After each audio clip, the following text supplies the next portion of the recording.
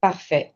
L'enregistrement commence et ben, je propose de poursuivre avec 2 mots d'introduction par, Anne-Laure Maréchal de la région Auvergne-Rhône-Alpes et Hervé Baffy de l'ADEME. Allez, alors je me lance. Bonjour à tous, Anne-Laure Maréchal, côté région. Moi, je suis ravie de pouvoir introduire la séquence, d'autant plus que c'est une première pour moi et je crois que c'est l'information, une des informations principales que je voulais vous passer moi en introduction ce matin, c'est que suite à une réorganisation en interne côté région, la mission déchets et toutes les missions relatives à la planification des déchets seront à compter du 1er juillet conduites par la direction de l'aménagement du territoire et de la montagne dans mon service, le service stratégie territoriale. Donc voilà, on a en charge déjà historiquement le pilotage du SRADET dans son ensemble et puis des actions et des missions relatives à l'urbanisme, aux documents de planification, aux grands projets, et donc désormais, à compter du 1er juillet, les missions relatives à la planification des déchets, puisque, et c'est une orientation marquée hein, de notre exécutif et de la direction générale dans le cadre de cette réorganisation, on va vraiment se concentrer sur le volet de nos compétences réglementaires et l'axe de la planification. Vous dire que vos deux interlocutrices désormais seront Nathalie Santa Catarina et puis Elodie Deloubel, que je pense pour un certain nombre vous connaissez déjà. Voilà, ce sera la mission déchets dans mon service et on se tient bien sûr à votre disposition pour vous en dire plus. Pour ce qui concerne notre sujet du jour, simplement rappeler que pour la région, nous on porte une grande attention à ce sujet de l'observation des données parce que à la fois ça nous permet d'exercer notre compétence planification, mais ça permet surtout de mettre en visibilité la trajectoire régionale auprès des territoires, et puis que vous puissiez bien en prendre connaissance, vous l'approprier, vous situer par rapport aux chiffres clés régionaux, et puis surtout aussi les uns par rapport aux autres, notamment quand vous êtes d'une même typologie de territoire. Donc, merci aux collectivités répondantes, parce que c'est leur saisie des données qui permet cette observation.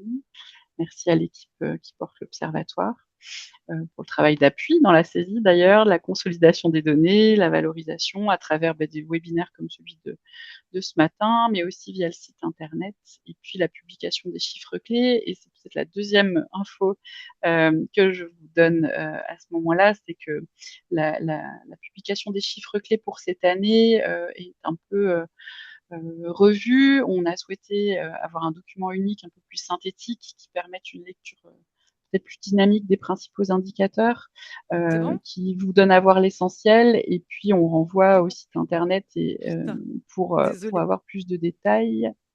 Et je crois que quelqu'un nous rejoint avec son micro ouvert.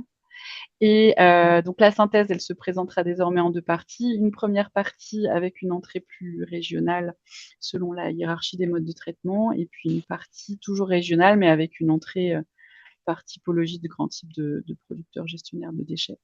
Voilà, donc on espère que cette nouvelle formule satisfera le plus grand nombre. L'édition 2026, qui porte donc sur les données 2024, devrait être publiée mi-juillet sur le site. Voilà, et je passe la parole aux collègues de l'ADEME. Eh ben, merci Anne-Laure. Bonjour à toutes et tous. Donc, côté ADEME, ça fait plus de 20 ans qu'on suit l'observatoire régional et bien sûr en copilotage avec la région. La finalité pour nous, c'est vraiment de progresser dans la qualité des données qui sont recueillies et pour en faire la synthèse des dynamiques territoriales et surtout en partager le retour pour vous. Alors 2026, ça marque l'arrivée de Sinoé dans sa version 3. Donc Sinoé, pour la plupart, vous connaissez, c'est notre outil national ADEME de suivi. Et les enquêtes de l'ORDEC s'appuient sur son interface et un programme de formation, je crois, a été établi largement pour vous accompagner sur la version 3. Sinoé V3, l'objectif, c'est vraiment d'améliorer les renseignements en consolidant dans un même champ d'enquête la connaissance de la collecte et du traitement, mais aussi du coût des DM. Donc, c'est l'objet du webinaire d'aujourd'hui qui portera sur les données qui ont été recueillies en 2024 et pour les parties collecte, traitement, et j'insiste sur la partie coût aussi. Vos retours aux enquêtes côté collectivité sont vraiment essentiels et les données agrégées de la matrice des coûts sont essentielles pour réaliser ce suivi régional. Et vraiment, ça c'est vraiment, je pense, le message, mon directeur n'est pas là, mais on remercie vraiment les collectivités pour tout ce travail qui est fait. Je vous rappelle aussi le soutien important technique qu'apportent les équipes de l'ADEME au niveau régional et national. Bien sûr, la mise en visibilité avec la newsletter de l'offre ADEME, avec tous les nombreux appels à projets, enfin les quelques appels à projets maintenant qui restent, mais toutes les informations qu'on vous fait passer en termes de formation et d'accompagnement. C'est un montant important financièrement. L'Ordex, c'est 182 000 euros de soutien financier côté ADEME. Et aussi à peu près le même ordre de grandeur sur l'accompagnement, sur la matrice des coûts, qui est vraiment un accompagnement, je dirais, du coût humain pour vous, collectivités, et notamment avec les changements qu'il peut y avoir dans vos équipes. Donc, il nous semble important de vous partager en retour une synthèse de ces chiffres clés régionaux. Et bien sûr, je vous souhaite un bon webinaire. Mes collègues côté ADEME qui suivent les dispositifs sont présents. Elsa pour la tarification incitative, Nicolas sur l'ORDEC. Et bien sûr, on tient à remercier vraiment sincèrement les équipes d'Indigo et d'Aura 2E pour la tenue de webinaire. Bonne journée. Merci pour ces mots d'introduction. Ça permettra de consolider quelques informations justement que j'avais prévu de diffuser et de revenir pour être sûr que ce soit bien clair. Alors, au programme de cette matinée, donc dans un premier temps, donc, vous présenterez très succinctement les deux dispositifs d'observation pour les quantités et les coûts. Et ensuite, rentrer dans le détail des données 2024 avec, pour commencer, les objectifs de réduction de DMA par habitant et les mesures de prévention possibles, ainsi que les coûts associés à cette production de DMA. Troisième partie, le bilan de la mise en place du tri à la source des biodéchets, qui est une obligation qui s'applique depuis le 1er janvier 2024. Et pour finir, le traitement des DMA avec des objectifs de diminution de l'enfouissement. Et on se rend compte qu'il y a également l'augmentation de la valorisation organique en 2024. Alors, pour commencer rapidement sur l'ORDEC. Donc, l'ORDEC, c'est un observatoire qui a été créé en 2000 par la région Rhône-Alpes et l'ADEME. Depuis, il y a eu plusieurs évolutions. Déjà, il s'est étendu à toute la région Auvergne-Rhône-Alpes en 2015. Il y a eu un changement d'opérateur technique. Donc, c'était Géoprocess, c'est devenu l'agence régionale Auvergne-Rhône-Alpes Énergie-Environnement. Et il s'est également renommé ORDEC, Auvergne-Rhône-Alpes, alors qu'il a été créé sous le nom de Syndra. En ce qui concerne les missions de l'observatoire, elles sont restées stables ces années, avec une première mission de collecte de données et de production d'indicateurs pour l'observation régionale et nationale. Ensuite, la diffusion de l'information et le suivi des objectifs du volet déchets économie circulaire du SRADET. Et pour finir, être un lieu d'échange entre acteurs. Le périmètre d'observation de l'ORDEC a évolué et va sûrement encore évoluer ces prochaines années. Donc, le cœur historique de l'observation concerne les déchets ménagers et assimilés pris en charge par le service public, pour lesquels nous disposons à la fois des données techniques de production de déchets et des données économiques de coûts du service public. Le périmètre est ensuite élargi aux déchets d'activité économique avec la parution de la méthode harmonisée d'observation des DAE, déchets d'activité économique. Et enfin, l'extension aux filières REP suite à la loi AGEC et la création de nombreuses filières REP qui font qu'aujourd'hui, pas mal de tonnage de déchets produits par les ménages et les assimilés, mais également les activités économiques et le BTP, sont pris en charge par des filières. Et pour rappel, tout ce qui concerne les déchets du secteur du BTP sont observés et suivis par la CERC. On travaille en collaboration pour éviter la sursollicitation et donc pour le sujet des déchets inertes qui proviennent de la construction, on va se transférer les informations. Je poursuis avec la première mission de l'Observatoire qui est la collecte des données. Donc, pour ce faire, nous menons chaque année 4 enquêtes distinctes. Donc, une première enquête auprès de toutes les collectivités de la région Auvergne-Rhône-Alpes, pour lesquelles on a un bon taux de réponse. Je vous ai mis C'est Zoom. Ouais, souvent ils font. Vas-y, c'est le micro. Merci de couper les micros. Je poursuis. Donc, par rapport à cette enquête proximité, pas de souci, ça arrive. Là, ce que vous voyez, donc les taux de réponse, c'est les taux de réponse de l'enquête de l'année dernière et donc qui ont permis de calculer les indicateurs que je vais vous présenter, les indicateurs 2024. Donc, on a comme chaque année un très bon taux de réponse pour les collectivités. Donc, cette année, il nous manque encore un peu de retour. On est à 47% des collectivités qui ont terminé leur enquête. Et ensuite, on a 3 autres enquêtes auprès des acteurs privés. Donc, c'est tous les maîtres d'ouvrage qui disposent d'une installation de traitement des déchets. Un taux de réponse stable avec un nombre d'installations qui augmente chaque année grâce à l'identification de nouvelles installations. L'enquête auprès des unités de méthanisation qu'on mène en collaboration avec l'Adréal. Et enfin, une enquête réemploi, c'est auprès des recycleries, ressourceries indépendantes de la région. Et donc, l'année dernière, on a mené cette enquête avec le réseau Résolution. Pour finir sur la diffusion de l'information et la restitution des indicateurs qui sont calculés par l'Observatoire, on a différents canaux de diffusion. Donc, le principal canal, ça va être notre publication chiffre clé qui est en cours de finalisation pour un partage mi-juillet. Donc cette année, on a mis un peu plus de temps à la publier parce qu'on a décidé de refondre son format. Et donc c'est une version plus synthétique, plus dynamique et qui permet d'avoir à la fois le suivi des indicateurs volet déchets économie circulaire du SRADET et aussi d'avoir une vision par grande thématique DMA, DAE, BTP. On met à disposition sur notre site internet des ressources complémentaires telles que les cartes, les listes des installations, donc des annuaires, et aussi d'autres indicateurs plus détaillés, d'autres liens pour aller plus loin sur les thématiques. Vous retrouverez toutes les données DMA territorialisées. Donc, vous pouvez choisir votre territoire et récupérer les quantités de DMA collectées par typologie de déchets ou les quantités de DMA par destination.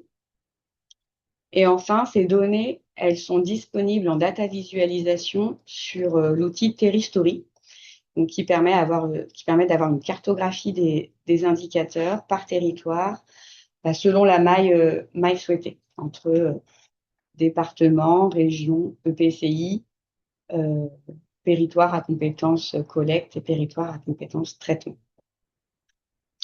Donc j'en ai fini pour la présentation du dispositif d'observation des déchets au niveau des quantités. Et maintenant, je laisse la parole à Carole pour le dispositif d'observation des coûts. Oui, merci. Bonjour à tous. Alors pour les coûts, ça sera une présentation à 2 voix avec Elsa Thomasson de l'ADEME aussi. Je vais commencer juste par vous rappeler donc pour le dispositif de la connaissance des coûts se fait au niveau national avec la méthodologie qui avait été développée par l'ADEME, la matrice des coûts, pour qu'on ait tous la même enfin que toutes les collectivités aient la même façon de calculer leurs coûts, de les présenter, qu'elles puissent se comparer entre elles. C'est l'objectif, hein, c'est d'avoir quelque chose de comparable entre toutes les collectivités et d'avoir une connaissance très fine des coûts du service public. Donc là, sur la région Auvergne-Rhône-Alpes, donc vous voyez en bas les tableaux d'avancement des matrices selon les années. Donc on voit que depuis 2019 et le 100% matrice, on arrive à un très bon taux de remplissage, hein. C'est les colonnes qui sont en bleu foncé. Là où c'est vert, c'est que les matrices ne sont pas encore terminées. Donc sur 2024, on a pu travailler avec 76% des EPCI qui ont rempli leur matrice. Donc c'est un taux qui est quand même important et qui va se compléter ces prochains mois, parce qu'on avait encore des matrices 2024 à rentrer, mais le changement de Sinoé a empêché de pouvoir terminer cela. Donc on a une bonne vision cette année. Et donc sur l'autre tableau, vous voyez le taux de remplissage par département. On voit que c'est tous les départements que travaillent enfin, voilà, sur cette matrice. On a une bonne couverture du territoire.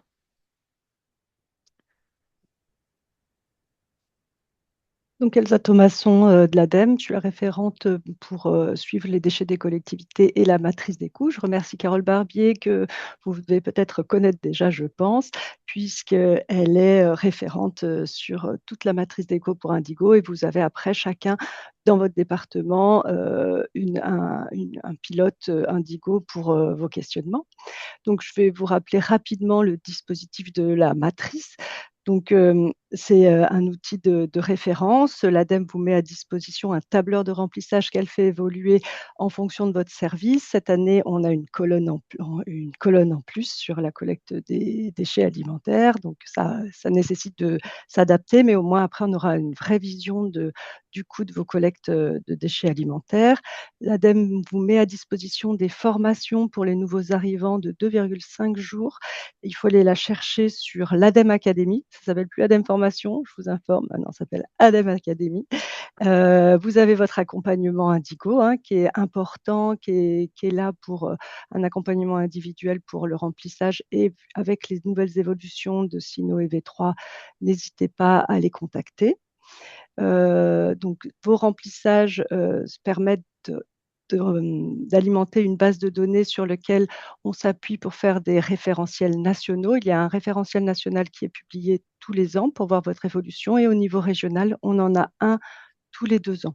Donc là, actuellement, on prépare celui de 2024. Alors, je voulais savoir s'il y en a qui le lisent et qui sont au courant de notre référentiel 2024, je ne sais pas, mais n'hésitez pas à mettre dans la conversation si vous savez qu'il existe. Et puis, on va essayer de le diffuser un peu mieux, en sachant que c'est quand même un document assez technique, mais bon, vous avez aussi l'habitude sur vos coûts. Alors, Indigo vous propose tous les ans, en début d'année, une journée par département pour faire votre remplissage. Je vous invite vraiment à y aller, parce qu'il y en a qui terminent leur matrice pendant cette journée. Dès que vous avez une question, vous avez votre référent Indigo qui vous répond.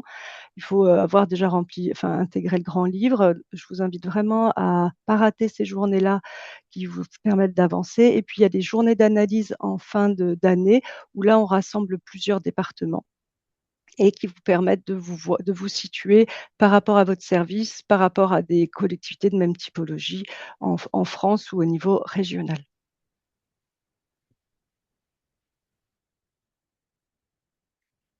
Merci Carole, merci Elsa. On va rentrer du coup dans le vif de notre sujet avec les indicateurs.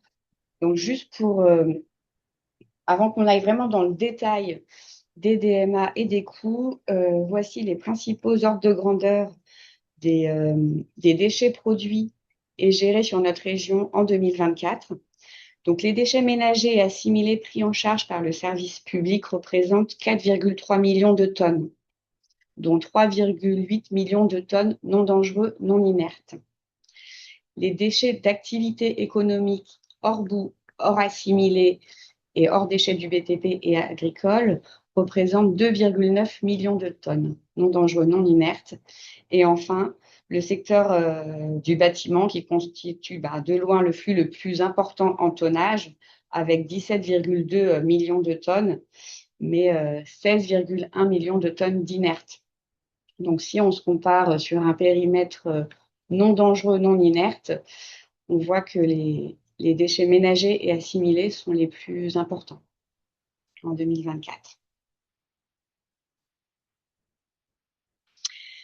Premier sujet, donc les objectifs de réduction de production de déchets ménagers et assimilés sur notre région, avec le suivi des mesures de prévention telles que le PLP-DMA et la tarification incitative, et le développement du réemploi en région. Alors, la quantité de DMA par habitant a baissé de 29 kg par rapport à 2010, donc en 14 ans, mais il reste encore 53 kg à perdre d'ici 2030, en 6 ans, pour atteindre l'objectif AGEC. Donc, on voit que la réduction à entreprendre est colossale. En ce qui concerne l'année 2024, donc 517 kg par habitant, on a une hausse de 7 kg par rapport à l'année précédente, 2023, qui se matérialise au niveau des collectes séparées et de la collecte en déchetterie. Au niveau des collectes séparées, donc ce sont des ratios qui augmentent chaque année.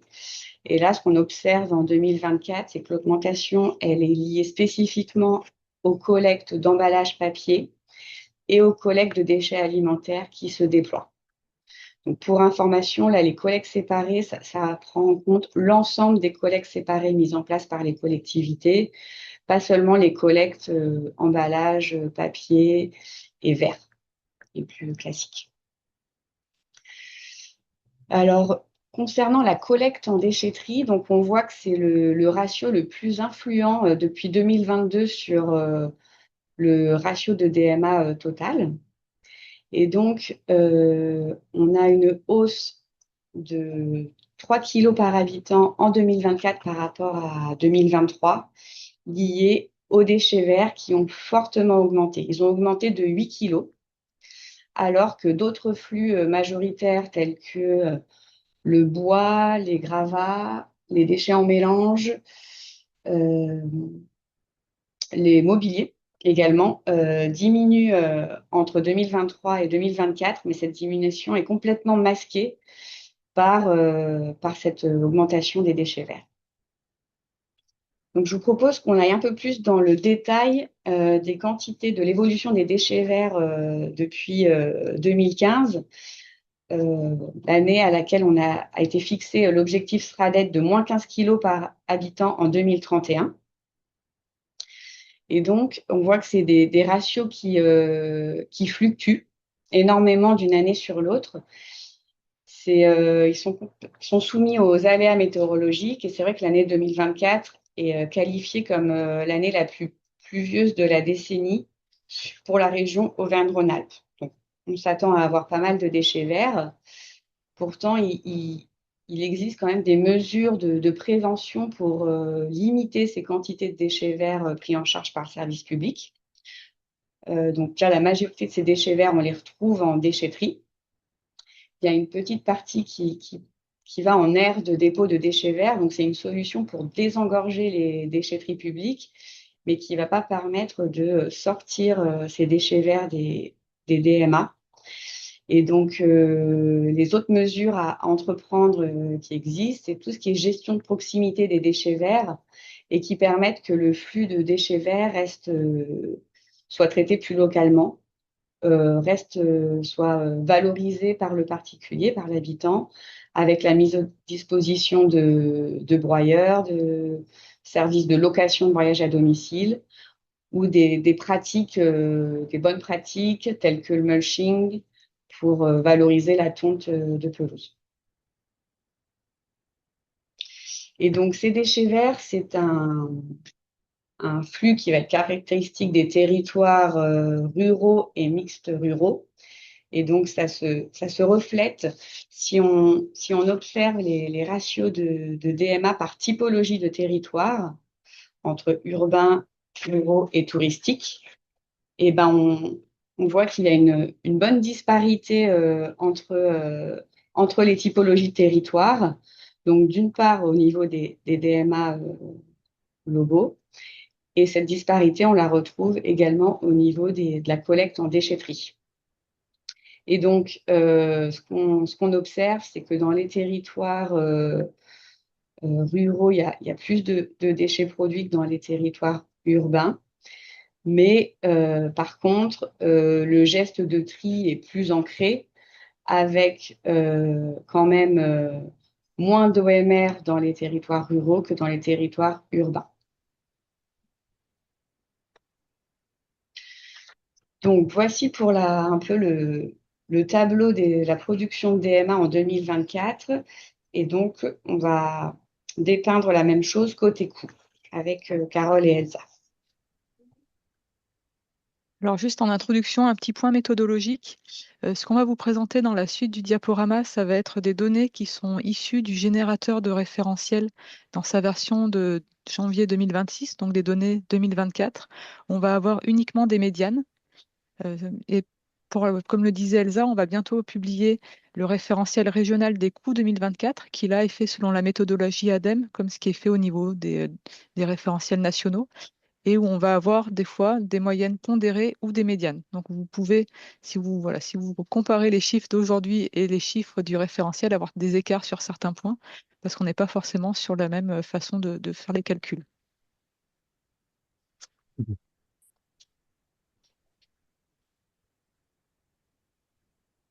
On vous propose pour commencer un petit quiz. Alors, je ne sais pas si vous jouez dans le chat. Ah non, encore mieux. Merci Martin.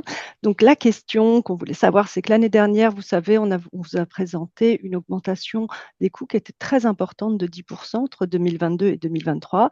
Et selon votre expérience que vous avez, vous, vécu en 2024, on voulait savoir qu'est-ce que vous en pensiez de l'augmentation entre 2023 et 2024. Est-ce que c'est plutôt 2%, c'est-à-dire que ça freine l'augmentation, plutôt 6%, elle continue d'augmenter, ou plus 12%, elle continue d'accélérer? Merci de jouer, qu'on voit à peu près quel est votre état d'esprit. Et Carole Barbier, suite à ça, vous donnera la réponse. Alors, Martin, moi, je ne vois pas qui joue pas. Je laisse encore quelques secondes. On est à 66% de Ah, bah, c'est pas mal. répondants pour le moment. On peut laisser N'hésitez pas, encore. c'est votre sentiment. Il n'y a rien à gagner, il n'y a rien à perdre. Encore 10 secondes et puis je vais mettre fin au sondage. 77% de participants. Allez, je clôt le sondage. Et alors, quelle est la réponse? Est-ce que, hop, je vais partager les résultats. Je ne sais pas si vous voyez les résultats là ou pas sur vos écrans. Non, c'est ceux qu'on a mis. C'est non ceux qu'on a mis, oui. Alors, Non, à l'oral. la réponse la plus votée, c'est plus 6%. 60% des participants qui ont voté plus 6%. Ensuite, un quart à peu près a voté plus 12%. Et 14% ont voté plus 2%. Donc c'est le plus 6 qui remporte. Est-ce que Ouais. c'est bien ça? Merci Martin. Bon, Carole va vous donner la réponse. Ah oui, on peut passer à la slide suivante, s'il vous plaît. Oui. Hop, j'essaie de faire apparaître les résultats. C'est parti. Donc cette année, enfin, entre 2023 et 2024, on observe une augmentation de plus 2% en région, qui est quand même bien moindre que ce qu'on a pu constater l'année précédente. Ce qu'on voit aussi, alors si on peut avancer, il doit y avoir des animations et des... voilà, il y en a encore un dernier à afficher. Merci. Donc ce qu'on constate aussi, c'est que du coup, ça a augmenté plus fortement au niveau national et là où il y avait un décalage un petit peu marqué en 2023 entre le national et le régional, ça a été rattrapé. Là, l'augmentation a été plus forte au national. Mais que globalement, ce qu'on voit, c'est que sur 5 ans, entre 2019 et 2024, il y a eu plus 25% d'augmentation des coûts en région et on a plus 28% au national sur la même période. Donc on est quand même sur une augmentation très, très marquée sur une période entre avant et après la crise sanitaire.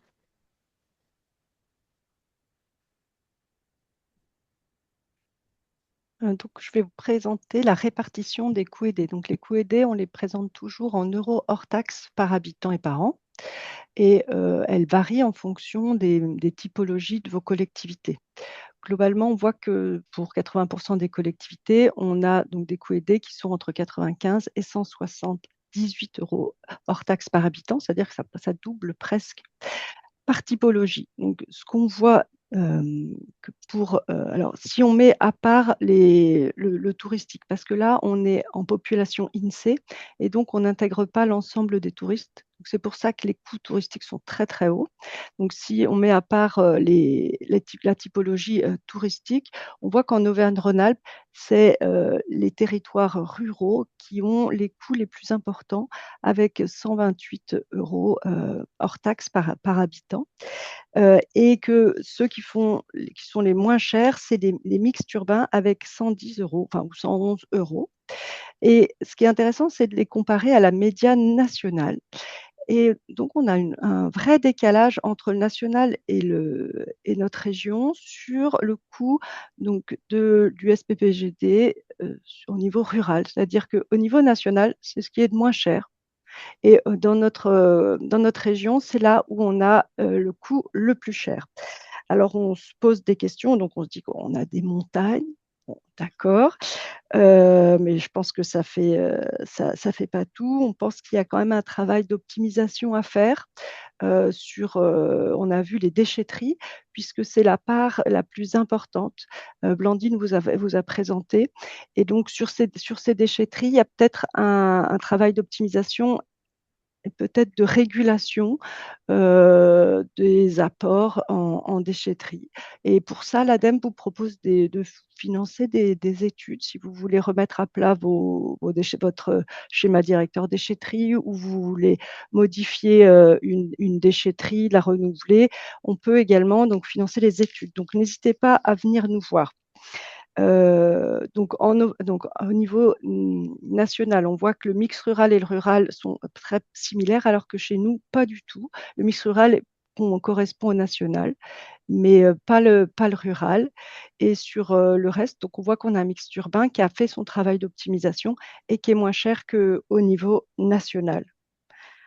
Et vous voyez qu'au niveau des ratios, il y a Blandine qui nous a rajouté les ratios. On voit que sur le rural et le mix rural, les ratios sont à peu près équivalents en DMA par kilogramme et par habitant. Donc, on a bien des coûts qui sont très différenciés. Donc, n'hésitez pas, les territoires ruraux, à venir nous voir pour travailler sur votre optimisation.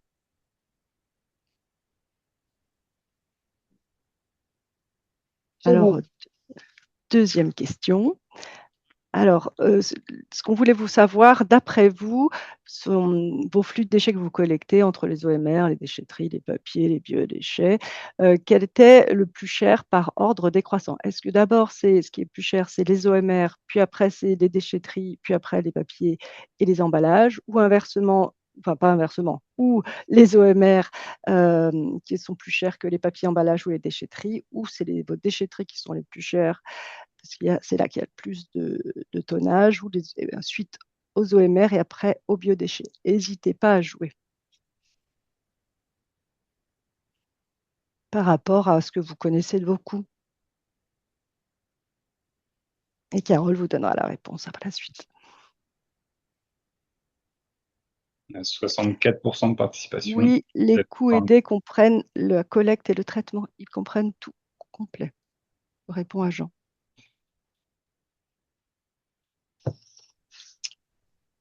Encore quelques secondes. Allez, je vais mettre fin au sondage.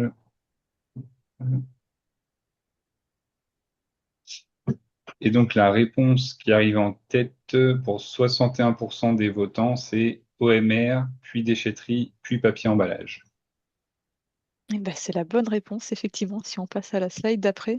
Donc là, on vous présente les coûts complets, les coûts aidés, donc toujours en euros hors taxe par habitant en région. Donc ce sont toujours des médianes qu'on présente.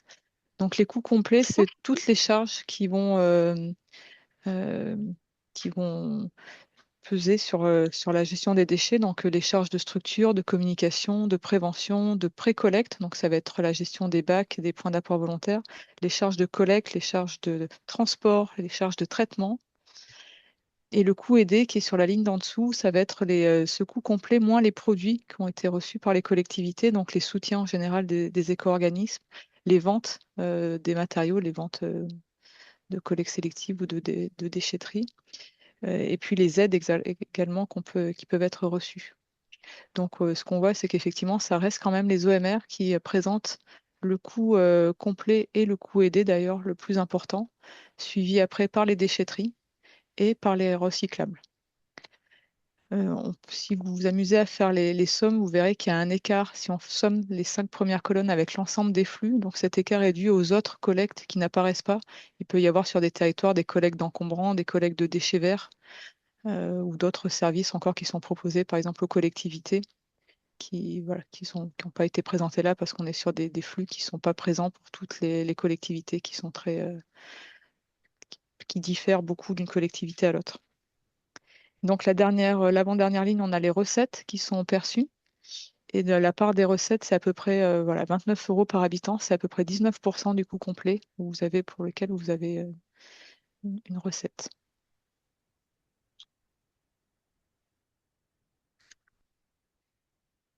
Alors, avant de parler de gestion et de traitement, il est important de rappeler la priorité qui est la prévention des déchets.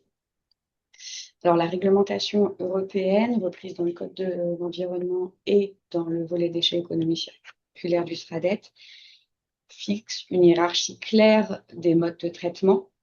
Donc, d'abord, éviter la production de déchets, puis favoriser le réemploi, ensuite le recyclage matière et organique, ensuite la valorisation énergétique et en dernier recours, l'élimination par stockage.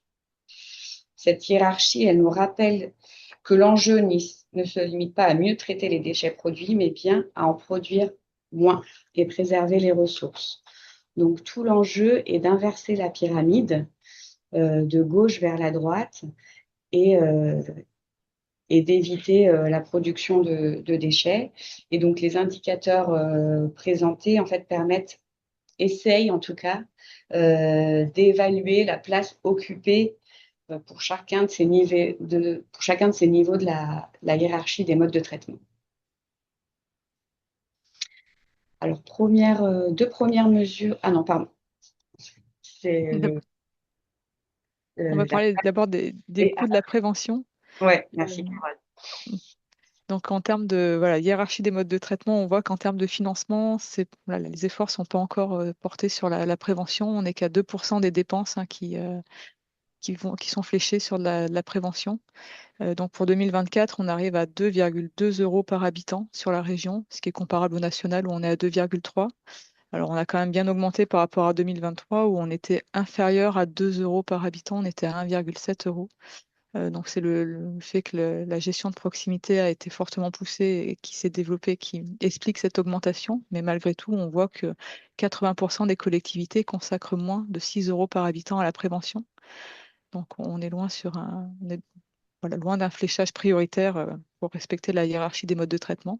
On voit aussi qu'il n'y a pas de lien entre les charges de prévention et la production d'ordures ménagères résiduelles, comme on le voit dans ce graphique.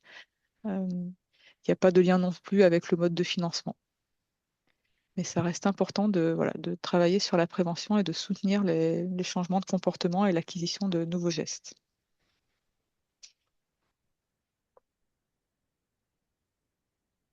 Alors, si on s'attarde sur des mesures de prévention suivies par l'ORDEC, donc il y a d'une part les PLPDMA. Donc là-dessus, la région est très en retard car c'est une obligation qui s'applique depuis 2012. L'obligation d'élaboration d'un PLPDMA pour les territoires compétents en matière de collecte, traitement des déchets. Donc, bien qu'on soit en retard, on voit que la dynamique, elle est bonne, avec une progression annuelle de nombre de collectivités qui élaborent et mettent en place un PLPDMA. Donc 77% de la population est couverte par un PLPDMA, c'est-à-dire qu'il est effectif. Et il y a une part qui est en cours d'élaboration. On suit également. Donc 25 PLPDMA en cours d'élaboration en 2024. Après, on sait que la durée de vie d'un PLPDMA est de 6 ans. Donc, on va être vigilant sur la révision et le renouvellement des PLPDMA qui ont été engagés pour que ce soit un plan qui soit maintenu dans le temps par les collectivités.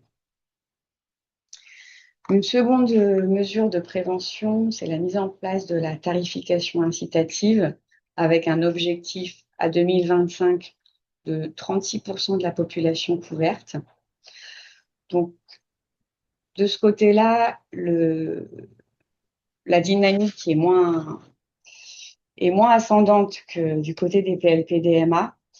C'est une mesure qui est stable depuis les 3 dernières années, même plus, avec 7% de la population couverte par une tarification incitative.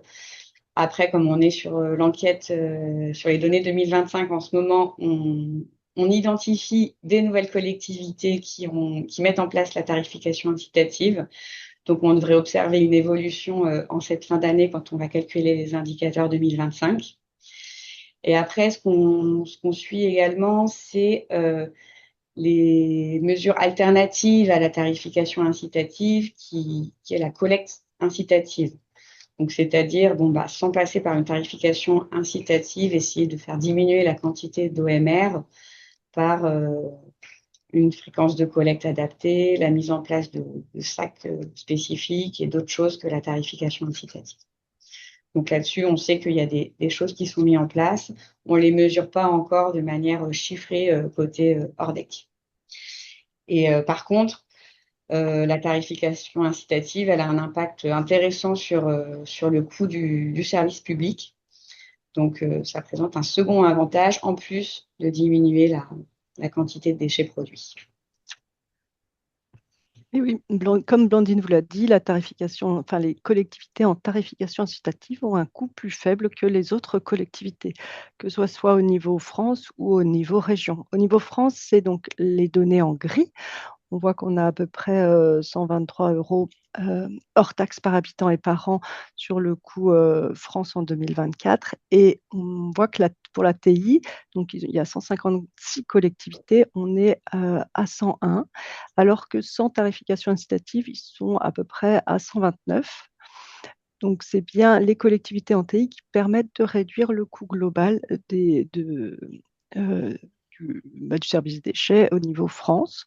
Et quand on fait la même réflexion au niveau région, donc au niveau région, on est un tout petit peu plus cher à 125 euros hors taxe par habitant et par an. Et l'ATI, alors nous, on n'a que 7 collectivités, mais comme a dit Blandine, on en a bientôt une nouvelle en 2025. On a Loire-Forêt Agglo qui l'a mis en place et qui en est content et qui a des bons résultats sur ces réductions d'OMR.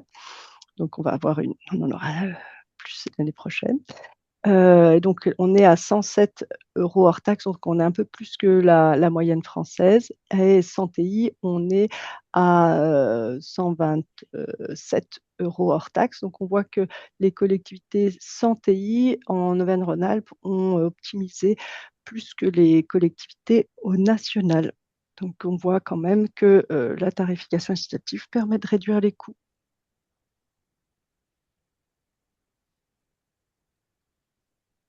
Et comme le disait Blandine, il y a aussi l'incitativité technique. Donc là, on vous présente juste les effets de l'impact de la fréquence de collecte des OMR. Alors, pour lire ces tableaux, donc c'est toujours sur des données 2024. Là, on est au niveau national. On a un premier tableau, on va avoir tous les habitats sans TI avec différentes fréquences de collecte. Le C05, c'est on passe une fois tous les 15 jours. C1, une fois par semaine, et C2, 2 fois par semaine. Donc on voit que les quantités et les charges de collecte sont très corrélées à la fréquence. Et on observe la même chose donc dans le deuxième tableau, où là on est avec des collectivités qui ont mis en place la tarification incitative. Et on constate qu'avec la mise en place de la tarification incitative, une fréquence C1 permet d'être en dessous d'une fréquence C05 sans l'ATI. Donc on a encore un impact très fort de la tarification incitative. On a aussi un impact qui est très important de l'optimisation de la fréquence de collecte sur les coûts et sur les tonnages. Et donc, ça fonctionne pour les collectivités en porte-à-porte, hein. Quand vous êtes en point d'apport volontaire, il n'y a pas d'enjeu, mais c'est vrai que c'est intéressant. C'est-à-dire que moins vous venez chercher la poubelle des gens, et mieux ils trient leurs biodéchets ou leurs emballages.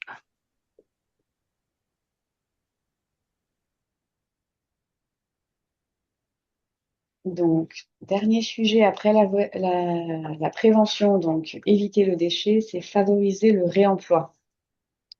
Et donc, sur ce sujet-là, on va suivre deux types de structures. Donc, la première, c'est les recycleries. En activité, il y a un objectif SRADEC qui fixe l'ouverture de 100 recycleries en 2025, 100 nouvelles par rapport à 2015. Et donc, on voit en 2024 qu'il y a 94 recycleries en activité. Donc, une dynamique ascendante qui laisse à penser que l'objectif sera atteint en 2025. Donc, et ces recycleries, elles permettent donc le réemploi et également, au cas où le réemploi ne peut pas être mis en place un bon taux de valorisation matière en triant les produits qui sont déposés. Et donc, ce qui fonctionne bien avec les recycleries, c'est les zones de dépôt dédiées au réemploi sur les déchetteries publiques, qui sont généralement couplées avec une recyclerie locale. Et donc, au sein de la loi AGEC, il y a une obligation de mise en place de zones dédiées au réemploi sur les recycleries. Et donc, on voit qu'il y a 207 recycleries sur la région Auvergne-Rhône-Alpes en 2024 qui disposent de cette zone de réemploi.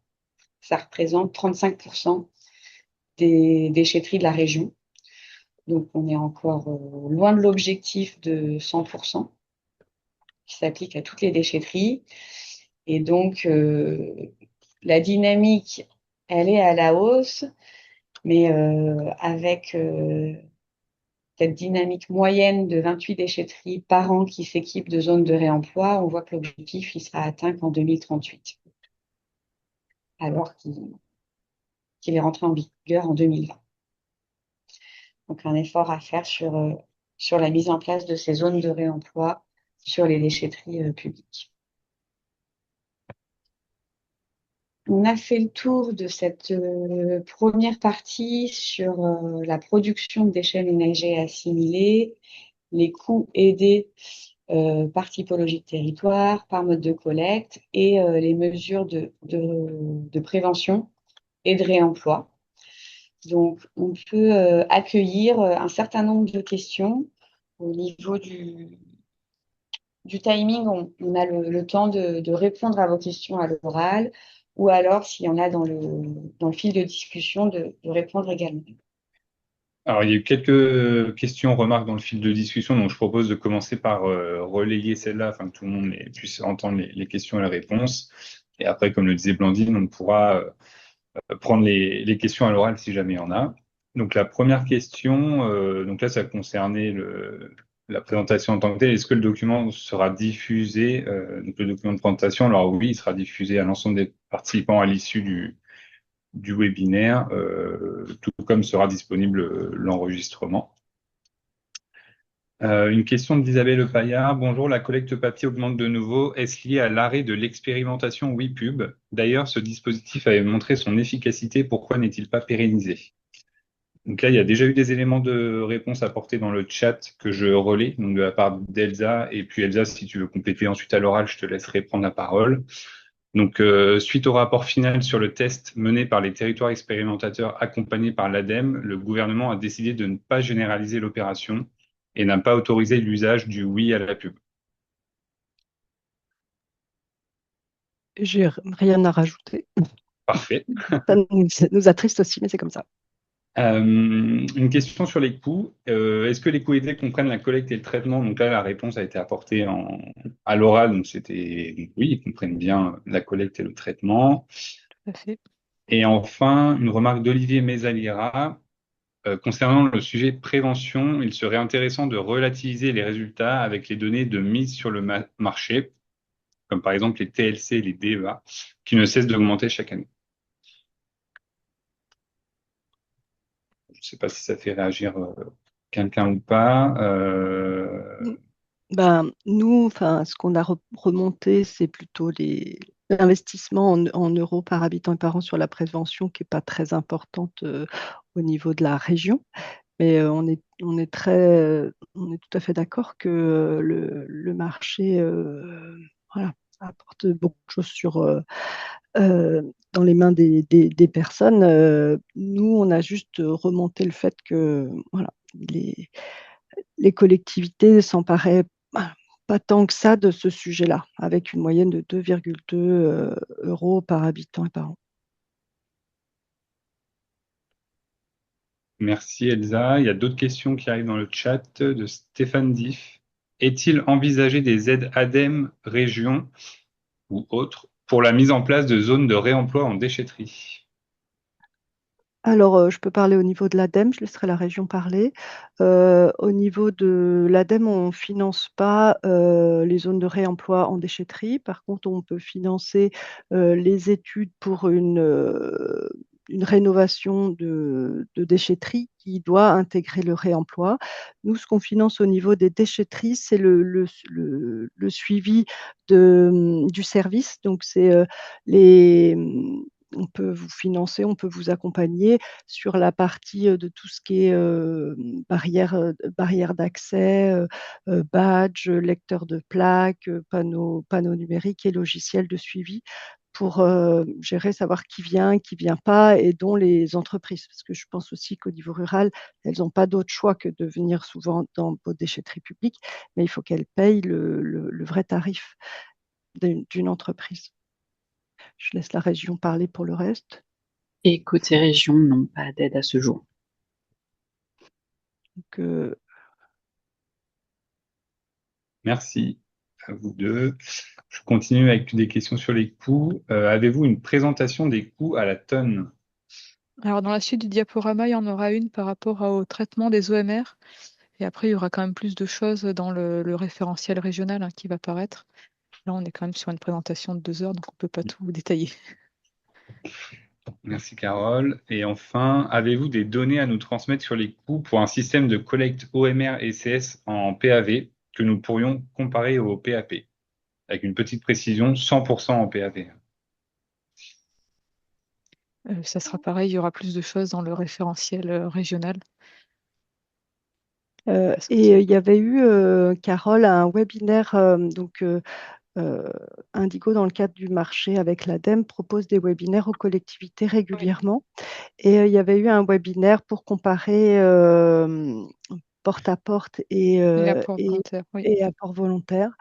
Mais globalement, ce que je me souviens, c'est qu'il n'y avait pas de grande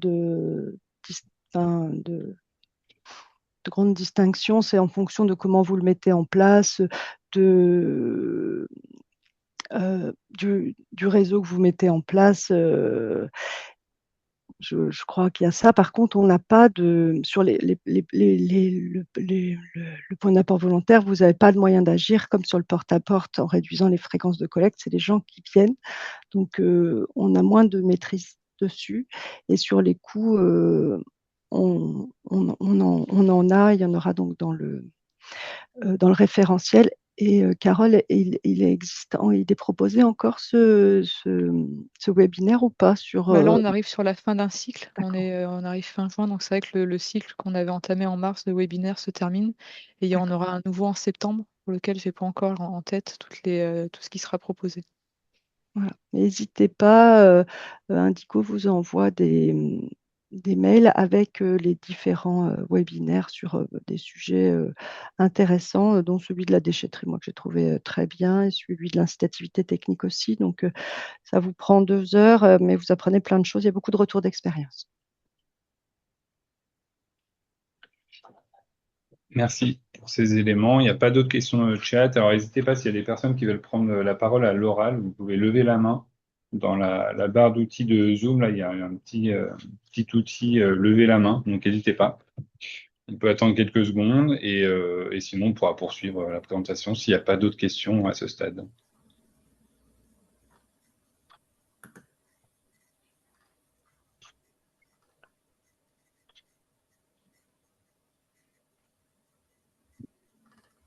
Il n'y aurait pas d'autres questions, donc on peut poursuivre la présentation. Ok. Alors, c'est parti avec, pour sujet suivant, la mise en place du tri à la source des biodéchets. Donc là-dessus, c'est un bilan 2024. L'obligation, elle s'applique depuis le 1er janvier. Donc, on va vous présenter donc, la population équipée ou desservie par le tri à la source des biodéchets, un focus sur le déploiement des collectes séparées de déchets alimentaires, et enfin les coûts de la mise en place du tri à la source des biodéchets. Donc, 2 solutions existent pour mettre à disposition des habitants une solution pour le tri à la source des biodéchets. Donc, d'une part, il y a la gestion de proximité des biodéchets avec la distribution de composteurs individuels ou la mise en place de composteurs collectifs. Et d'autre part, il y a la mise en place d'une collecte séparée de déchets alimentaires. Donc, on voit que ces 2 solutions se développent et se déploie. Du côté de la gestion de proximité des biodéchets, donc on estime 18% de la population équipée par un composteur individuel distribué par la collectivité ou ayant à disposition un composteur collectif en fonctionnement. Donc cette population, elle est estimée à partir du nombre de composteurs qui ont été distribués ou qui sont en fonctionnement. C'est pas en lien avec le nombre d'habitants à qui le service est proposé. C'est une estimation en fonction du nombre qui est distribué. Et donc, pareil, on estime du coup à près de 100 kilotonnes évitées grâce à la gestion de proximité des biodéchets. Donc, c'est estimé à partir de ces nombres de composteurs et donc un ratio de biodéchets compostés au moyen de composteurs individuels et collectifs. Du côté de la collecte séparée des déchets alimentaires, la progression, elle est remarquable entre 2023 et 2024, avec un doublement de la population couverte entre ces 2 années. Et donc, pour cette population desservie, donc c'est basé sur les déclarations des collectivités et donc, dans la mesure du possible, dans la mesure où on a l'information, on va prendre vraiment la population desservie, c'est-à-dire pas forcément l'entièreté du territoire, au cas par cas, si ce service s'applique à certaines communes ou non. Et donc, 32 collectivités ont mis la collecte séparée auprès des particuliers en 2024 et ça représente 33 kilotonnes détournées des OMR, soit 4 kilos par habitant.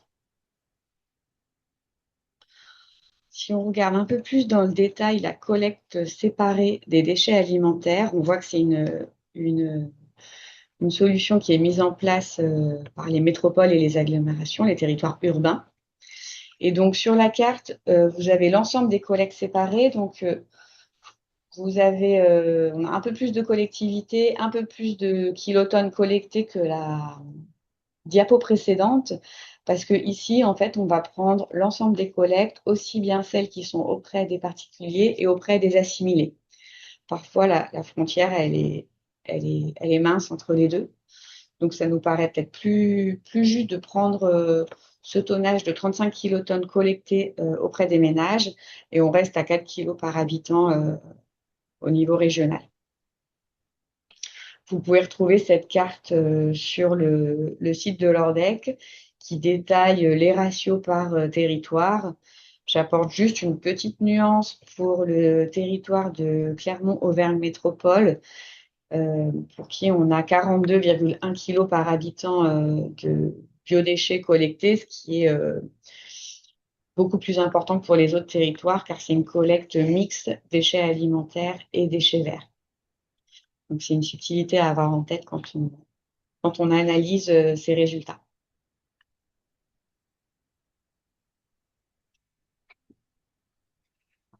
Du coup, concernant les coûts de cette collecte de biodéchets, donc là, ce que je vous présente, c'est vraiment la partie collecte en tant que telle, tout ce qui est compostage de proximité.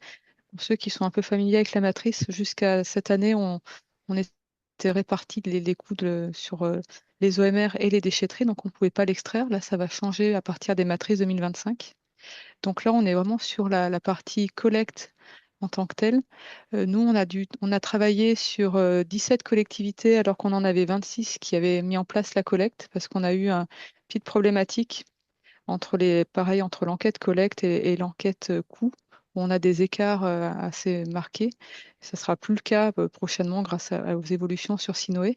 Mais on avait des collectivités qui avaient déclaré que 100% de leur population était couverte par cette collecte de biodéchets, alors que ce n'était pas le cas. Donc on a dû se resserrer sur les 17 collectivités qui avaient présenté un chiffre, enfin une population qui correspondait à nos connaissances.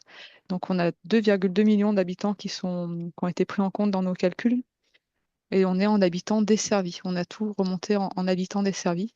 Donc là, on arrive à un coût aidé qui est de 9,2 € par habitant desservi pour 13 kilos collectés par habitant desservi également. Donc c'est tout à fait comparable à ce qu'on voit au niveau national.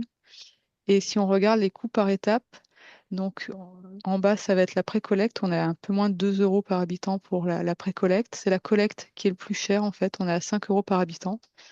Le transport est très faible et le traitement est à moins d'1 euro par habitant, ces biodéchets.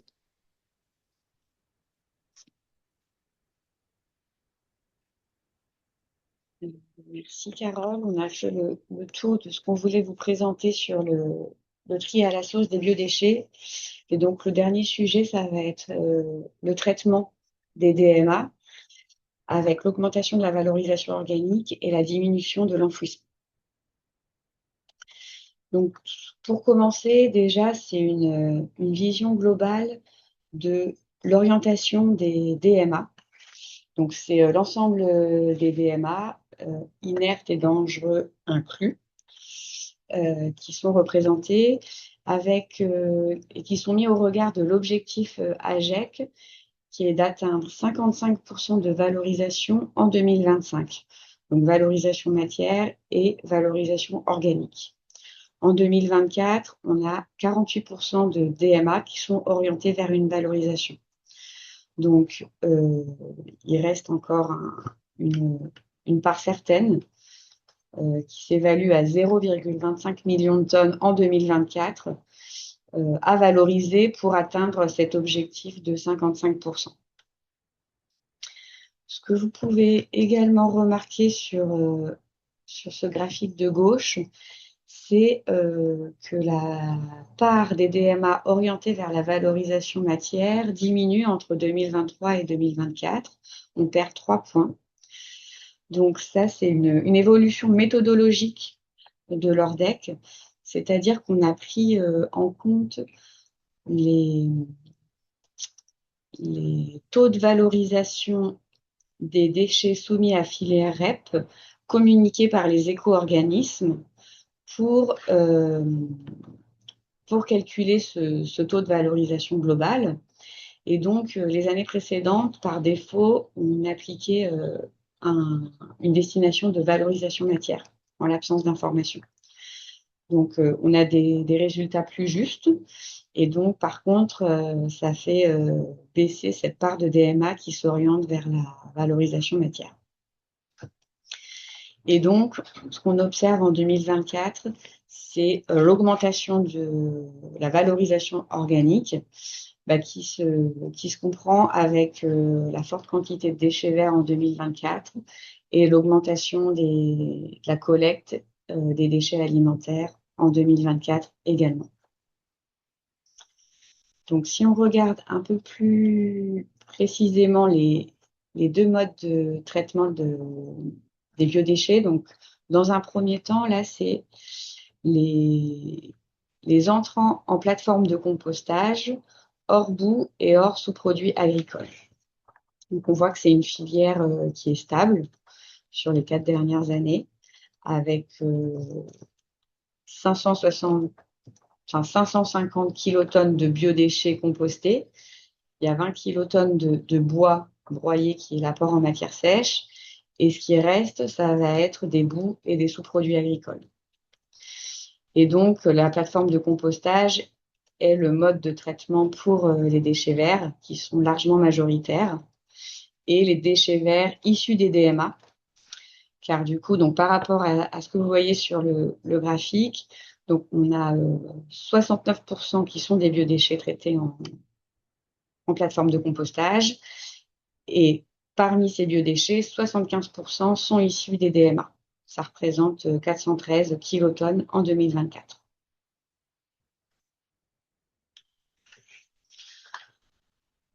Le second mode de traitement par valorisation organique, c'est les unités de méthanisation. Donc là, on se focalise sur les unités de méthanisation territoriales et agricoles, qui sont les deux types d'unités de méthanisation qui vont accueillir les déchets alimentaires et les déchets d'activité économique alimentaire également. Donc, on voit que c'est une filière qui est en développement, qui augmente chaque année. Et donc là, ça va être 20% de biodéchets qui sont traités par méthanisation. Le reste, 80%, ce sont des sous-produits agricoles. Et parmi ces 20%, 8% des biodéchets issus des DMA, soit 24 kilotonnes.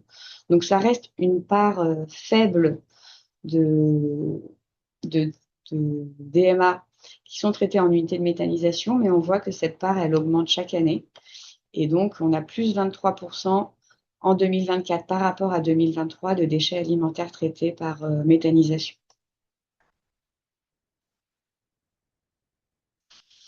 Enfin, le dernier mode de traitement ultime, le stockage.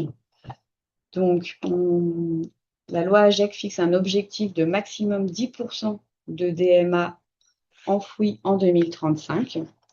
Donc, pareil, là, on est sur un périmètre total DMA, inerte et amiante inclus. Donc, c'est tout DMA qui rentre en ISDNB. En 2024, on est à 13% des DMA qui sont enfouis. Et donc, on a une tendance descendante qui laisse espérer donc l'atteinte de l'objectif même avant 2035 si la dynamique se poursuit dans ce sens-là. Et en 2024, en fait, les 3% au-dessus de l'objectif représentent 18 kilos par habitant qu'il faut sortir de l'enfouissement, soit 425 kilotonnes.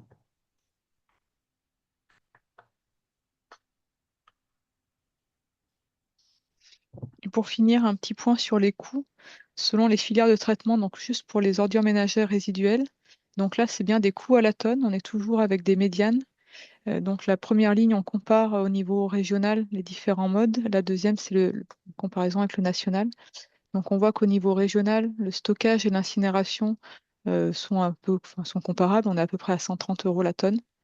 Ce qui est éloigné de ce qu'on a au national. Au national, le stockage est plus important. On est plutôt à 158 € la tonne. Et l'incinération est plus faible, plutôt aux alentours des 120 € tonne. Donc pour les deux, on a des augmentations du fait des augmentations de TGAP qu'il y a eu sur 2024. Et on a aussi la partie TMB, traitement mécanobiologique. Donc on a distingué ces traitements selon s'il y a du compostage ou de la méthanisation. Dans les deux cas, on voit qu'en région, c'est des coûts de traitement où on est à plus de 200 € la tonne. Parce qu'en fait, on cumule plusieurs modes de traitement pour réduire la part de résiduel qui finalement sera stockée. Et au national, on est sur des coûts de TMB qui sont quand même plus faibles. On est inférieur à 200 € tonne. On est plutôt aux alentours des 180, 187 € par tonne pour ces TMB. Et on constate dans les deux cas des augmentations par rapport aux années précédentes également. Donc il faut noter que ce sont des coûts où on a déduit les ventes pour pouvoir se comparer. C'est-à-dire que les ventes d'énergie en particulier ou de matériaux pour les TMB en particulier ont été déduites. Carole, il y a une question de savoir si la TGAP, elle est bien inclue dans le coût. La TGAP est bien inclue dans le coût, oui, tout à fait. Voilà. Et si, oui, il était hors taxe ou TTC. Oui, il est hors taxe. Pardon, c'est un cri. Oui, c'est hors taxe, oui. C'est hors taxe et c'est avec, mais avec la TGAP.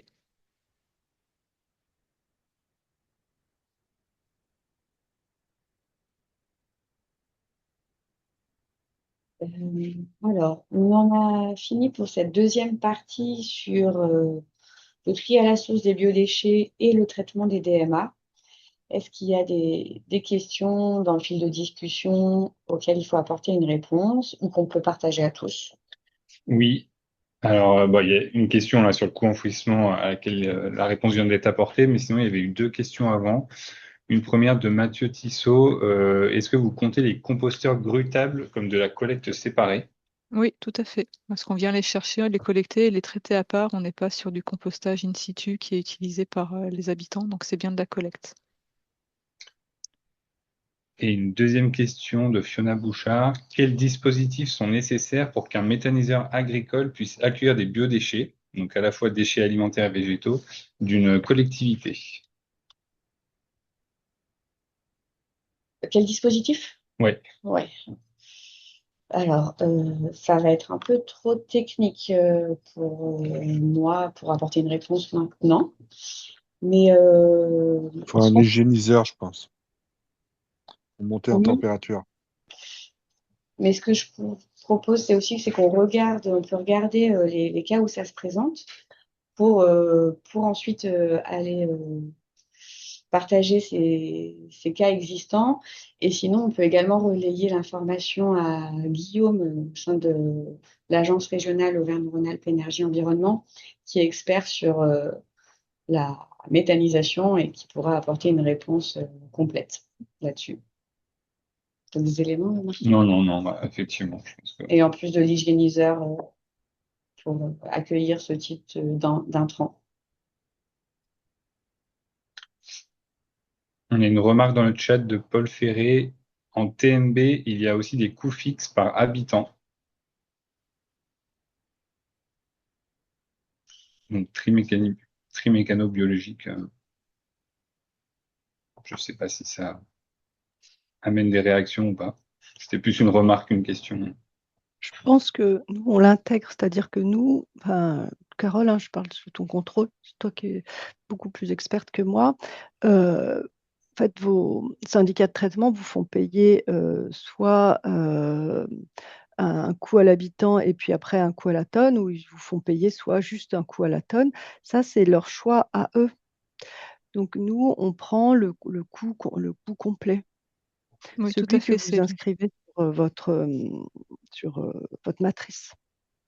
Oui, oui, oui, c'est vrai que ce qu'on présente, c'est les coûts qui sont issus des collectivités de collecte qui peuvent varier, enfin, et puis qui peuvent être différents de ce que paye réellement le syndicat de traitement, parce qu'effectivement, il y a les parts fixes par habitant qui sont compris dedans et qui sont propres à chaque syndicat de traitement.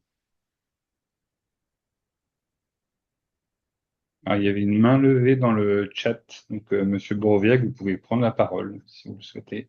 Proposer votre question. Vous avez votre micro coupé pour info. Hop, je ne sais pas si vous m'entendez. Si, c'est bon. Oui, si. Non, c'était juste, enfin, c'est moi qui ai posé la question par rapport à la TGAP, c'était pour être bien sûr de comprendre, parce que par rapport au coût qu'on a, enfin, c'est complètement délirant. Oui. Ce que vous avez annoncé, donc c'est 129 en 2024, le coût moyen hors taxe TGAP incluse de l'enfouissement, c'était 129 € la tonne. Oui, c'est une médiane, c'est pas une moyenne, c'est bien une médiane. Donc on a 50% des collectivités en dessous, 50% au-dessus qui sont en stockage en région. Et effectivement, on a pu constater que sur votre syndicat, vous avez un coût qui est extrêmement élevé par rapport à tout ce qu'il y a, voilà, tout ce qu'il y a D'accord. sur la région pour le stockage. Ouais. Et vous n'avez pas du coup le plus bas et le plus haut pour qu'on puisse aussi avoir cette un petit peu répartition. Alors, je l'ai pas sous les yeux, mais on a l'information existe, hein, mais vous êtes le plus haut en tout cas. Le plus bas est de mémoire, le plus bas est à 90 € la tonne. TGAP inclus? Oui, D'accord. Je vous remercie. je vous en prie. Ok, merci. Alors, une question d'Armand Wagner. Quel pourcentage environ représente la part des inertes et des déchets amiantés sur les tonnages enfouis? Donc là, pour l'un comme pour l'autre, on est à peu près autour des 1% sur l'ensemble des tonnages enfouis en ISDND.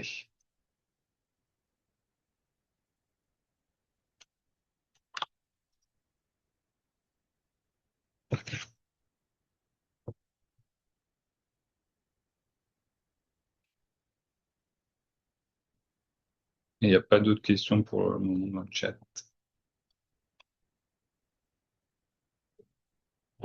Ok.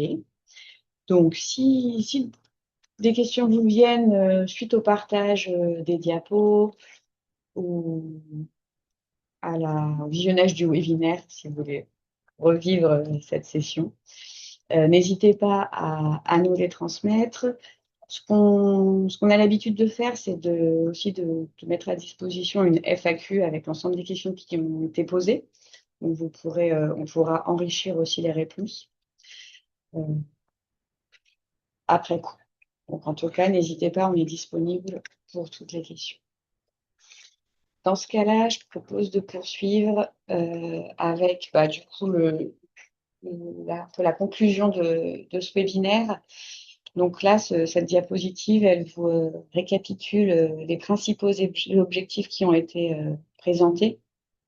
et qui synthétise la tendance par rapport aux objectifs avec les valeurs 2024. Donc la quantité de DMA produite par habitant reste importante, ainsi que l'écart à l'objectif. Elle a diminué de 5% en 14 ans et il faut diminuer de 10 points en 6 ans pour atteindre l'objectif. La région, elle est en retard sur les objectifs de réemploi en déchetterie et le tri à la source des biodéchets, mais la dynamique est favorable avec une tendance ascendante pour ces deux sujets. L'atteinte des objectifs de valorisation, donc 55% de DMA vers des filières de valorisation en 2025, nécessite en fait une diminution totale des déchets produits et une augmentation des déchets valorisés. Je pense qu'il faut les deux leviers pour réussir à atteindre les objectifs. Et pour finir sur l'enfouissement, donc la baisse de l'enfouissement, elle est enclenchée en région. Et l'objectif 2035 de maximum 10%, donc paraît atteignable en maintenant le rythme de la diminution. Alors, côté coût. Côté coût, donc on est content qu'on a une stabilisation des coûts. Le national nous a rattrapés, mais donc on est qu'à 2% par an. Mais donc ça réduit la dynamique et on est content pour s'inquiéter l'année dernière. Donc, on a vu qu'il y avait encore beaucoup de marge de progrès. Pour ça, on vous invite à continuer l'optimisation. Donc, l'incitativité des tarifs, c'est la mise en place, par exemple, d'une redevance spéciale ou sa refonte si elle est vieillissante. Nous, on aide aux études pour la réalisation ou la refonte de votre RS. Donc, quand c'est un prestataire privé, n'hésitez pas. Et puis, il y a également l'incitativité. Donc, l'incitativité financière qui est le Graal, mais qui n'est pas facile à mettre en place, je le reconnais, mais nous, on vous accompagne. L'ADEME va proposer une formation de 2 jours plus 1 jour sur la tarification, enfin optimisation, incitation, tarification individuelle, voire information individuelle au second semestre. Donc, on vous accompagne. Et quand on fait cette formation, on n'est pas obligé après de mettre en place la tarification incitative, mais ça ouvre des portes et on commence à mettre les premiers jalons. Donc, n'hésitez pas à vous inscrire. Je ferai bientôt un mail avec le lien d'inscription sur l'ADEME Academy. Développer donc des solutions de prévention pour réduire les quantités de déchets prises en charge par les collectivités. Alors, il y avait une question là-dessus sur les différentes actions prévention. Donc, l'action prévention qui fonctionne le mieux, qui réduit le plus les OMR, c'est le compostage individuel. Après, ce compostage individuel, il peut être incité, c'est-à-dire que quand on fait comme au Grand Annecy, où on, on fait un changement de type de collecte, c'est-à-dire que les ordures ménagères, on les met en point d'apport volontaire et que la collecte sélective, on la met en porte-à-porte, les gens compostent plus. Pareil, comme le SICTOM de la région maure-luçonnaise, Rémi, teste les sacs transparents et on voit que les gens compostent plus quand on met des sacs transparents pour les ordures ménagères. Donc, il y a la partie prévention, explication, fournir des composteurs, mais il y a aussi une partie d'incitativité qu'on appelle technique qui permet de passer outre. Et après, vous avez d'autres actions intéressantes sur la consigne. Le gaspillage alimentaire qui est encore très présent. Enfin, vous avez des choses à faire sur les déchetteries. Il y a des déchetteries qui commencent à interdire l'apport de feuilles ou l'apport de pas de branchage de feuilles et de tontes. Donc, n'hésitez pas. Ça, c'est des actions prévention fortes, c'est-à-dire que les feuilles, ça se comporte très bien, ça se compose très bien. Les tontes, avec du mulching, on peut les laisser sur place. Et vu la canicule, il faut éviter de tondre. Donc, il y a quand même des actions qu'on peut mettre en place que vous avez écrites dans vos PLP-DMA. Sur le travail d'optimisation et d'organisation à poursuivre, donc les fréquences de collecte, vous l'avez vu, Carole vous l'a présenté, quand vous êtes en porte-à-porte, il y a un enjeu fort à réduire vos fréquences de collecte. Les gens les acceptent. Sur plein de territoires, ça se passe très bien. Et si vous avez une problématique spécifique avec un gros producteur type l'hôpital ou autre chose, ça peut se traiter différemment.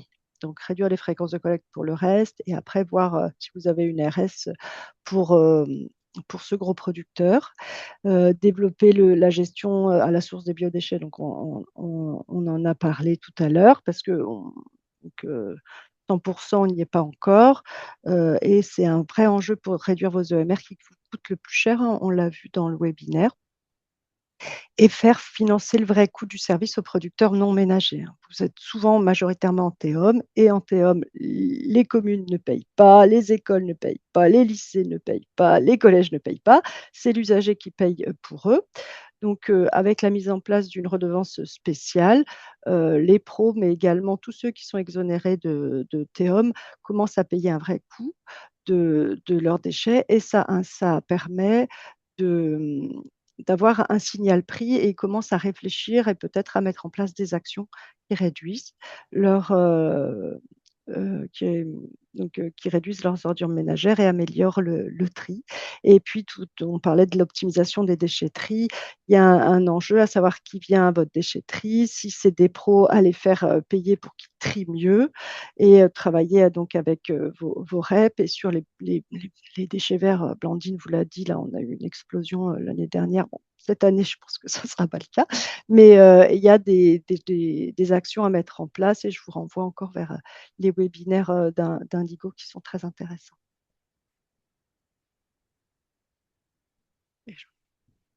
Alors ensuite, dans les prochaines actualités côté Ordec, donc on a l'enquête collectivité en cours. L'objectif, c'est qu'on ait 100% des données à la fin de l'été. Et donc là, je vous ai remis le taux de participation, donc c'est terminé plus en cours de validation, 68%. Donc là, vraiment, il faut qu'on arrive à finaliser tout ça. Providence est disponible pour vous accompagner, pour répondre à vos questions, et il ne faut pas lâcher. Côté valorisation des données 2024, donc la première étape, c'était ce webinaire chiffre clé. Ensuite, il y a le webinaire chiffre clé DAE qui a lieu la semaine prochaine. Vous pouvez vous inscrire. Et ensuite, il y aura la publication, la diffusion de notre synthèse chiffre clé 2024 sous son nouveau format. Et donc là, on est sur des actualités après l'été, avec des ressources supplémentaires. Donc le 3e rendez-vous de l'Ordec, il est en présentiel. Ce sera le jeudi 15 octobre, et ce sera sur la thématique des D3E. La collecte, le démantèlement, le reconditionnement des D3E sur Villeurbanne. Et en fin d'année, on pourra vous diffuser des nouvelles données territorialisées, donc avec un nouveau millésime, le millésime 2010, et également, évidemment, les données 2025 qui seront calculées. Et enfin, on travaille avec les données de collecte textile Refashion que nous avons récupérées pour pouvoir, pareil, fournir des données territorialisées de l'ensemble des TLC collectés par territoire. Et il y aura un webinaire sur ce sujet-là le jeudi 19 novembre, un webinaire national que nous organisons dans le cadre du RAR. Donc voilà pour les actualités côté Ordec, pas mal de rendez-vous à venir. Par rapport au coût, donc comme on le disait tout à l'heure, les webinaires, on est sur une fin de cycle là sur la fin juin, mais ça va repartir en septembre pour le 2e semestre. Il y aura de nouveau des webinaires avec des thématiques différentes, toujours de la même façon, hein, c'est en ligne sur 2 heures, 2 fois par semaine. Donc on vous communiquera voilà, les liens pour vous inscrire dès que ça sera prêt. Et on est toujours donc sur la finalisation des matrices 2025. Alors c'est vrai que là, c'est un peu particulier avec la mise en place de Sinoé. Les demandes de validation vont bientôt être traitées. Mais n'hésitez pas à nous contacter pour qu'on puisse vous accompagner pour les terminer. Donc il y a eu les réunions collectives au printemps. Là, on est toujours disponible pour vous aider à finaliser ces matrices. Donc n'hésitez pas. Ouais. Et j'en profite aussi pour insister dans ce contexte de Sinoé V3, l'enquête coût, elle est liée à l'enquête collecte, donc on est disponible pour faire les ajustements nécessaires pour que les deux se mettent en correspondance. Et ben, on est arrivé à la fin de ce webinaire finalement avec de l'avance. Je pense que j'avais estimé que le timing était serré, donc j'ai dû aller vite au début, peut-être. En tout cas, les diapos vous seront mises à disposition. S'il y a d'autres questions qui vous viennent par rapport à ce qui a été présenté sur les actualités, n'hésitez pas. Et puis, c'est aussi l'occasion de vous partager l'équipe complète côté Ordec, côté matrice des coûts et les suivis pilotes qu'on a côté région Auvergne-Rhône-Alpes et direction régionale ADEME.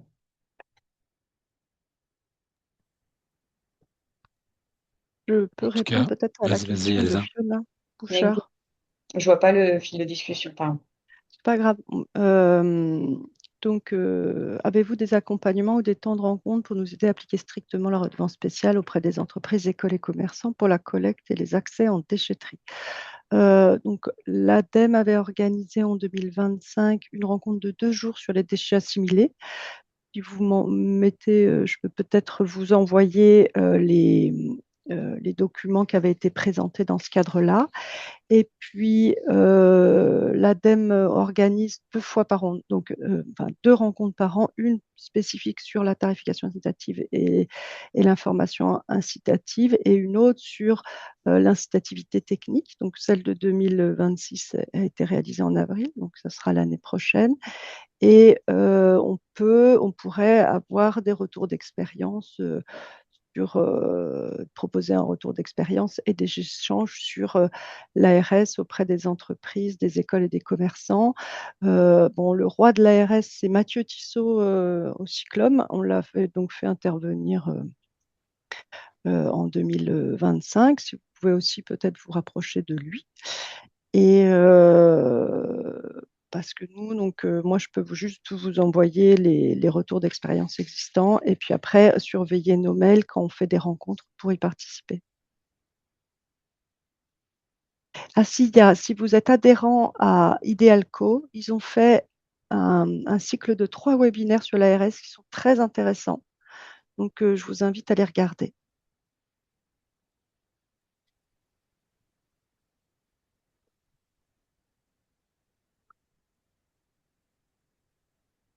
Est-ce qu'il y a d'autres remarques, d'autres souhaits d'intervention? Pour vous remercier, Blandine. Merci les présentateurs, Blandine et Martin, côté Aura 2E, Carole et Elsa pour le suivi de la matrice des coûts. Et peut-être rappeler juste, Blandine, Martin, on a une enquête en cours auprès des collectivités, donc sur les données 2025, 47% de retour pour le moment, donc n'hésitez pas, allez-y, faites vos retours, ils sont précieux et vous permettent de partager des beaux webinaires avec de super échanges. Merci. Merci. Merci, bonne journée à tous. Merci à tous. Merci, bonne journée. Merci, au revoir. Merci.